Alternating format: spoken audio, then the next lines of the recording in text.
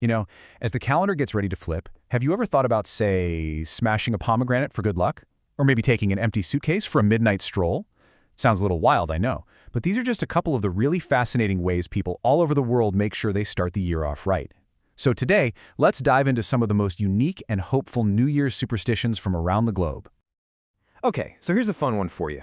What could possibly connect a bunch of grapes, an empty suitcase, and some red underwear? I mean, it seriously sounds like the setup for a very strange joke, doesn't it? The answer, and it's actually kind of beautiful, is hope. Every single one of these items is a star player in a New Year's Eve ritual somewhere in the world.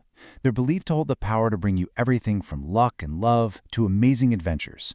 They're basically tools for mapping out a better year. So let's kick things off with something pretty much everyone can get behind: prosperity. I mean, who doesn't want a little more abundance? For ages, people have been coming up with creative ways to make sure the coming year is a wealthy one. So how do you do it? How do you lock in a year of financial success? Well, it turns out different cultures have some very specific and sometimes very delicious ideas about that. And this is where it gets really interesting, right? Look at all these different symbols for the exact same goal. In Spain, you've got to eat 12 grapes, one for each chime of the clock at midnight, to get good luck for every single month. In Greece, you literally smash a pomegranate on the floor, and the more seeds that fly out, the more prosperous your year will be.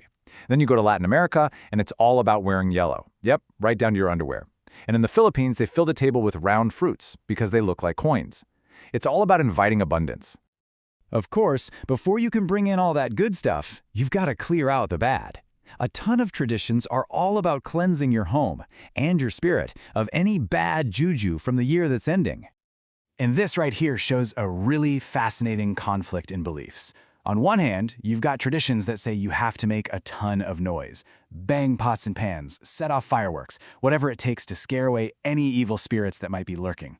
But then, other beliefs say, whoa, hold on, don't you dare clean the house or take out the trash around midnight. Why? Because you might accidentally sweep or throw out all your good luck for the new year right along with it. All right, so the slate is clean, the bad energy is gone. Now it's time to actively invite all the good things you want into your life.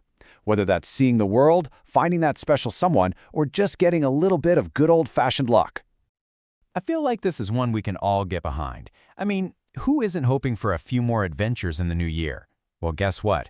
There's a tradition specifically for that. You heard that right. The idea is so simple and so perfect. If you want to travel, you gotta act like a traveler. So, right at midnight, people will grab an empty suitcase and just take it for a walk around the block. It's like a symbolic first trip to help manifest a year full of real ones. How cool is that? Okay, so beyond money and travel, there's another really deep human desire: finding love. So are there any superstitions to maybe help Cupid's arrow find its way to you? You bet there are. In a bunch of cultures, the secret is red. The color red is seen as this powerful magnet for love, passion, and even protection. So whether it's wearing red underwear like we saw for wealth, or lighting some red candles, it's not just for looks. It's like sending out a signal to the universe that you're ready for romance.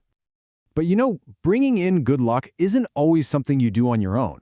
Up in Scotland, they have this amazing tradition called first footing, and it's all about the very first person who crosses your doorstep after midnight. It's a huge deal.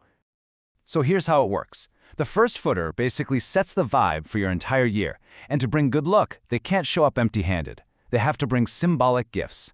Things like coal to make sure your home is always warm, bread so you always have food, and maybe a little whiskey for good cheer. It's just this really wonderful tradition about sharing good fortune with friends and neighbors. But hey, what if you're just looking for an all-around boost? Just general good luck and positive energy for the year ahead? Well, there's a really powerful tradition for that too. Picture this. It's New Year's Eve on a beach in Brazil. You'll see thousands of people, most of them dressed in white, running into the ocean. The tradition is to jump over 7 waves in a row, one for each day of the week. The idea is that you're washing away the past and harnessing the incredible energy of the ocean for a lucky year to come. So, we've looked at all these different rituals, from the food we eat to the underwear we choose. But what's really going on here?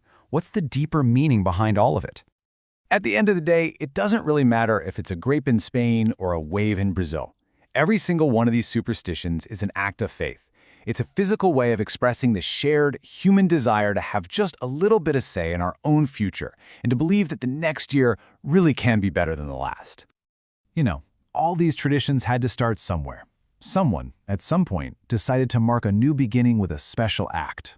So as you look toward the new year, it's a pretty good question to ask yourself. Whether you borrow an old custom or invent a brand new one, what small act of hope will you use to welcome your fresh start?